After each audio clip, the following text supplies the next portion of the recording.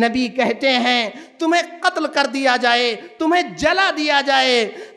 لیکن تم توحید سے سمجھوتا نہ کرنا، تم توحید کا سودا، عقیدے کا سودا مت کرنا، کیونکہ دنیا کے اندر لوگوں کو جلایا بھی گیا ہے، لوگوں کو ستایا بھی گیا ہے، کنگھیوں سے ان کے جسم کو نوچا بھی گیا ہے، در بدر کی زندگیاں انہوں نے برداشت کی ہیں۔ سمیہ کو اسی لیے شہید کیا گیا، صحابہ نے اسی کی خاطر ہجرتیں کی، خبیب، خباب، بلال حبشی کو اسی لیے پریشان کیا گیا ہے۔ اس لیے ماؤں کو چاہیے ان کی سیرتوں کو عقیدے کے حوالے سے، تو سنت کے حوالے سے، ارکان ایمان و ارکان اسلام کے حوالے سے ان کے اندر ایسا مضبوط عقیدہ پنہا کر دیں کہ وہ اسکول میں رہیں، کالج میں رہیں، مختلف سیکٹر میں کام کرنے والے رہیں، مختلف فتنوں اور حادثات سے دوچار ہوں، تو ان کا عقیدہ ان کے لیے بہت بڑی ڈھال کی حیثیت سے ثابت ہو۔ دوسری چیز یہ ہے کہ انہیں صحیح معنوں میں عبادت کا عادی بنائیں۔ غور کیجئے،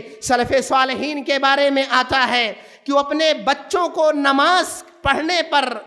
انہیں انعام دیا کرتے تھے، کچھ درہم و دینار دیا کرتے تھے۔ ماؤں کو چاہیے کہ جب اذان ہو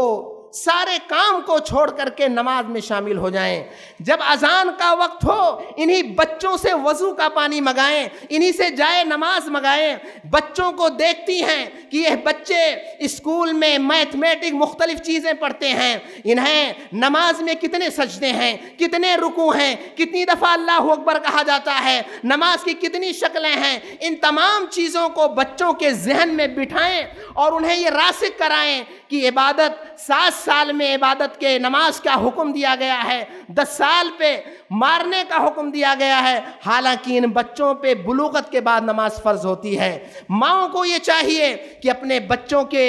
تعلق سے جس طرح سے سلف صالحین صحابہ کرام کھلونے دے کر کے بچوں کو روزہ رکھاتے تھے، بچوں کو عبادت کی عادت ڈلواتے تھے، تاکہ یہ بچے بڑے ہو کر کے اپنی ذمہ داری سمجھیں۔ باپ کو چاہیے کہ مسجدوں کے اندر بچوں کو ساتھ لے کر جائیں، کیونکہ وہاں جانے سے وہ بہت کچھ سیکھیں گے۔